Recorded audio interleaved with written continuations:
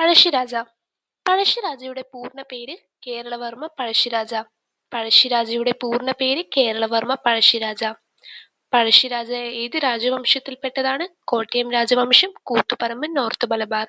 പഴശ്ശിരാജ ഏത് രാജവംശത്തിൽപ്പെട്ടതാണ്? കോട്ടയം രാജവംശം, കൂത്തുപറമ്പ്, നോർത്ത് മലബാർ. പുരളീശ്വരന്മാർ എന്നും ഇവർ അറിയപ്പെട്ടിരുന്നു. പുരളീശ്വരന്മാർ എന്നും ഇവർ അറിയപ്പെട്ടിരുന്നു. ബ്രിട്ടീഷിനെതിരെ പഴശ്ശിരാജ നടത്തിയ സമരങ്ങളേവ?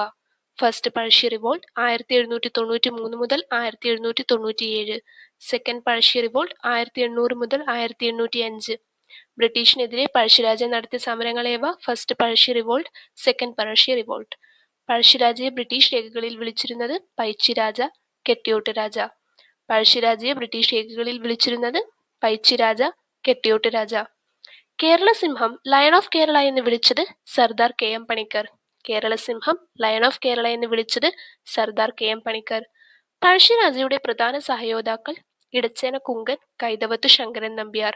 പഴശ്ശിരാജയുടെ പ്രധാന സഹയോദ്ധാക്കൾ ഇടച്ചേന കുങ്കൻ, കൈതവത്തു ശങ്കരൻ നമ്പ്യാർ. പഴശ്ശിരാജയെ സഹായിച്ച ആദിവാസി യോദ്ധാവ് തലക്കൽ ചന്തു. പഴശ്ശിരാജയെ സഹായിച്ച ആദിവാസി യോദ്ധാവ് തലക്കൽ ചന്തു. പഴശ്ശിരാജയുടെ പ്രധാന ശത്രുവായിരുന്ന ബ്രിട്ടീഷ് സേനാ നായകൻ ആർതർ വെല്ലസ്ലി. പഴശ്ശിരാജയുടെ പ്രധാന ശത്രുവായിരുന്ന ബ്രിട്ടീഷ് സേനാ നായകൻ ആർതർ വെല്ലസ്ലി. പഴശ്ശിരാജ ഉപയോഗിച്ച യുദ്ധരീതി ഗറില്ല യുദ്ധരീതി. പഴശ്ശിരാജ ഉപയോഗിച്ച യുദ്ധരീതി ഗറില്ല യുദ്ധരീതി. പഴശ്ശിരാജയുടെ പ്രധാന ഗറില്ല ആസ്ഥാനം ബ്രഹ്മഗിരി കുന്നുകളിലെ പുരുളിമല. പഴശ്ശിരാജയുടെ പ്രധാന ഗറില്ല ആസ്ഥാനം ബ്രഹ്മഗിരി കുന്നുകളിലെ പുരുളിമല. പഴശ്ശിരാജയെ ബ്രിട്ടീഷ് ഔട്ട്ലോ എന്ന് പ്രഖ്യാപിച്ചത് 1800. പഴശ്ശിരാജയെ ബ്രിട്ടീഷ് ഔട്ട്ലോ എന്ന് പ്രഖ്യാപിച്ചത് 1800. പഴശ്ശിരാജ മരിച്ച വർഷവും സ്ഥലവും 1805 നവംബർ 30 മാവിലത്തോട്, വയനാട്. പഴശ്ശിരാജ മരിച്ചത് 1805 നവംബർ 30 മാവിലത്തോട്, വയനാട്. കേരളത്തിലെ ബ്രിട്ടീഷുകാർക്കെതിരെ ആദ്യത്തെ ആയുധ സമര നേതാവാരാണ്? പഴശ്ശിരാജ. കേരളത്തിലെ ബ്രിട്ടീഷുകാർക്കെതിരെ ആദ്യത്തെ ആയുധ സമര നേതാവാരാണ്? പഴശ്ശിരാജ. പഴശ്ശിരാജക്കെതിരെ തദ്ദേശീയരെ അണിനിരത്തി ഉണ്ടാക്കിയ രഹസ്യ പോലീസ് കോൽക്കാർ. പഴശ്ശിരാജക്കെതിരെ തദ്ദേശീയരെ അണിനിരത്തി ഉണ്ടാക്കിയ രഹസ്യ പോലീസ് കോൽക്കാർ. പഴശ്ശിരാജയോടൊപ്പം പോരാടിയ important tribal warriors Kurichiyar and Paniyar ഗോത്രസേന. പഴശ്ശിരാജയോടൊപ്പം പോരാടിയ പ്രധാന tribal warriors Kurichiyar and Paniyar ഗോത്രസേന. ആദ്യ സമരത്തിൽ പഴശ്ശിരാജ ഏത് പ്രദേശത്താണ് ബ്രിട്ടീഷിനെ തോൽപ്പിച്ചത്? പനമരത്ത്, 1797. ആദ്യ സമരത്തിൽ പഴശ്ശിരാജ ഏത് പ്രദേശത്താണ് ബ്രിട്ടീഷിനെ തോൽപ്പിച്ചത്? പനമരത്ത്, 1797. 1802 പനമരം കോട്ട പിടിച്ചെടുത്തു. 1802 പനമരം കോട്ട പിടിച്ചെടുത്തു. ബ്രിട്ടീഷിനും പഴശ്ശിരാജയ്ക്കും ഇടയിൽ സമാധാന കരാർ ഒപ്പുവെച്ചത് 1797. ബ്രിട്ടീഷിനും പഴശ്ശിരാജയ്ക്കും ഇടയിൽ സമാധാന കരാർ ഒപ്പുവെച്ചത് 1797. പഴശ്ശിരാജയുടെ പ്രധാന സമര പ്രദേശം വയനാട് ആൻഡ് തലശ്ശേരി മേഖല. 1804 പഴശ്ശി കലാപം അടിച്ചമർത്തുന്നതിനായി നിയമിതനായ Thalassery sub collector TH Baber. 1804 Pazhassi കലാപം അടിച്ചമർത്തുന്നതിനായി നിയമിതനായ Thalassery sub collector TH Baber. പഴശ്ശിരാജയുടെ മരണത്തെക്കുറിച്ചുള്ള മുഖ്യ വിവരണം നൽകുന്ന ഗ്രന്ഥം മലബാർ മാനുവൽ, വില്യം ലോഗൻ. പഴശ്ശിരാജയുടെ മരണത്തെക്കുറിച്ചുള്ള മുഖ്യ വിവരണം നൽകുന്ന ഗ്രന്ഥം Malabar manual, William Logan. Pazhassiraja ബ്രിട്ടീഷിനെതിരെ ഏത് നദീതീരത്താണ് ഒളിച്ചിരുന്നിരുന്നത്? കബനി നദീ പ്രദേശത്ത്. പഴശ്ശിരാജ ബ്രിട്ടീഷിനെതിരെ ഏത് നദീതീരത്താണ് ഒളിച്ചിരുന്നിരുന്നത്? കബനി നദി പ്രദേശത്ത്. ബ്രിട്ടീഷുകാർക്ക് കോഴിക്കോട് മാനന്തവാടി ചുരം വഴി വയനാട്ടിലേക്ക് വഴി കാണിച്ചു കൊടുത്ത ആദിവാസി മൂപ്പൻ കരിന്തണ്ടൻ. ബ്രിട്ടീഷുകാർക്ക് കോഴിക്കോട് മാനന്തവാടി ചുരം വഴി വയനാട്ടിലേക്ക് വഴി കാണിച്ചു കൊടുത്ത ആദിവാസി മൂപ്പൻ കരിന്തണ്ടൻ. പഴശ്ശിരാജയെ ആസ്പദമാക്കി പുറത്തിറങ്ങിയ പ്രശസ്ത സിനിമ പഴശ്ശിരാജ, 2009. മമ്മൂട്ടി, ഹരിഹരൻ ഡയറക്ടർ. പഴശ്ശി സ്മാരകം മാനന്തവാടി. പഴശ്ശി മ്യൂസിയം കോഴിക്കോട്. പഴശ്ശി ഡാം കണ്ണൂർ. കുറിച്യ കലാപം, കുറിച്യ റിബല്യൻ. കലാപം നടന്നത് 1812 വയനാട്ടിൽ. നേതൃത്വം രാമൻ നമ്പി, കുറിച്യ ലീഡർ. കുറിച്യ കുറുമർ ഗോത്ര സമൂഹങ്ങൾ ചേർന്ന്. കലാപത്തിന് കാരണം ബ്രിട്ടീഷുകാർ ഏർപ്പെടുത്തിയ ഭാരമായ നികുതികൾ, മറ്റു ഗോത്രവർഗങ്ങളോടുള്ള അനീതിപരമായ ചൂഷണം. കലാപത്തിന്റെ സ്വഭാവം ഗോത്രവർഗത്തിന്റെ ആയുധ സമരം, വില്ലും അമ്പും ഉപയോഗിച്ച് ആക്രമണം. ബ്രിട്ടീഷിന്റെ നികുതി ഓഫീസുകൾ ആക്രമിച്ചു.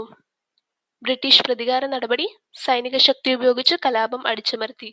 കലാപ നേതാക്കളെ പിടികൂടി ശിക്ഷിച്ചു.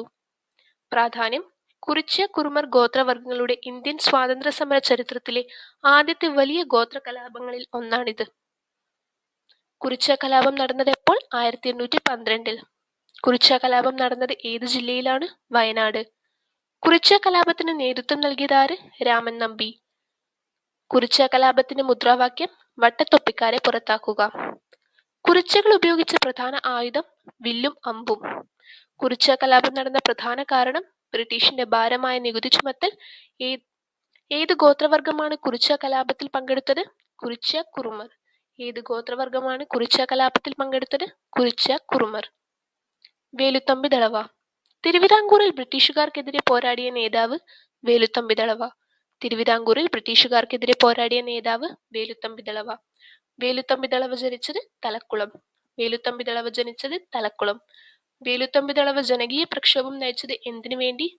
മാത്തൂ തരകൻ, ശങ്കരനാരായണൻ ചെട്ടി, ജയന്തൻ നമ്പൂതിരി എന്നീ ഉദ്യോഗസ്ഥന്മാരുടെ അഴിമതി ഭരണത്തിനെതിരെ. വേലുത്തമ്പി ദളവ ജനകീയ പ്രക്ഷോഭം നയിച്ചത് എന്തിനു വേണ്ടി? മാത്തൂ തരകൻ, ശങ്കരനാരായണൻ ചെട്ടി, ജയന്തൻ നമ്പൂതിരി എന്നീ ഉദ്യോഗസ്ഥന്മാരുടെ അഴിമതി ഭരണത്തിനെതിരെ. വേലുത്തമ്പിയെ ദളവ ആസ്ഥാനത്ത് നിയമിച്ചത് അവിട്ടം തിരുനാൾ രാമവർമ്മ. വേലുത്തമ്പിയെ ദളവ സ്ഥാനത്ത് നിയമിച്ചത് അവിട്ടം തിരുനാൾ രാമവർമ്മ. ആ സമയത്ത് ബ്രിട്ടീഷ് റെസിഡന്റ് കോളിൻ മെക്കാളെ. ബ്രിട്ടീഷുകാർക്കെതിരെ വേലുത്തമ്പി ദളവ കുണ്ടറ വിളംബരം നടത്തിയത് 1809 ജനുവരി 11 ഇളമ്പല്ലൂർ ക്ഷേത്രത്തിൽ വെച്ച്. ബ്രിട്ടീഷുകാർക്കെതിരെ വേലുത്തമ്പി ദളവ കുണ്ടറ വിളംബരം നടത്തിയത് 1809 ജനുവരി 11 ഇളമ്പല്ലൂർ ക്ഷേത്രത്തിൽ വെച്ച്. തിരുവിതാംകൂറിന്റെ ആഭ്യന്തര കാര്യങ്ങളിൽ ബ്രിട്ടീഷുകാർ കൈകടത്തിയതാണ് വേലുത്തമ്പി ദളവ കുണ്ടറ വിളംബരം നടത്താൻ കാരണം. 1809 മാർച്ച് 29 മണ്ണടിയിൽ വെച്ച് ആത്മഹത്യ ചെയ്തു. 1809 മാർച്ച് 29 മണ്ണടിയിൽ വെച്ച് ആത്മഹത്യ ചെയ്തു. ബ്രിട്ടീഷുകാർ വേലുത്തമ്പി ദളവയുടെ മൃതശരീരം തൂക്കിലേറ്റിയത് കണ്ണമ്മൂലയിൽ. കൊല്ലം പട്ടണത്തിന്റെ ശില്പി വേലുത്തമ്പി ദളവ. ആലപ്പുഴ വേമ്പനാട്ടു കായലിലെ പാതിരാമണൽ ദ്വീപ് കൃഷി യോഗ്യമാക്കിയത് വേലുത്തമ്പി ദളവ. കൊല്ലത്ത് ഹജൂർ കച്ചേരി സ്ഥാപിച്ചത് വേലുത്തമ്പി ദളവ. പിന്നീട് ഈ ഹജൂർ കച്ചേരി ആയില്യം തിരുനാളിന്റെ ദളവ ടി മാധവറാവു തിരുവനന്തപുരത്തേക്ക് മാറ്റി. അതാണ് ഇന്നത്തെ സെക്രട്ടേറിയറ്റ് വളപ്പിനുള്ളിൽ വേലുത്തമ്പി ദളവയുടെ പ്രതിമയുണ്ട്. ടി മാധവറാവുവിന്റെ പ്രതിമ സെക്രട്ടേറിയറ്റിന് പുറത്താണ്. വേലുത്തമ്പി ദളവയുടെ സ്മാരകം മണ്ണടി. ഉടവാൾ സൂക്ഷിച്ചു വെച്ചിരിക്കുന്നത് Napier museum, Thiruvananthapuram. Thank you.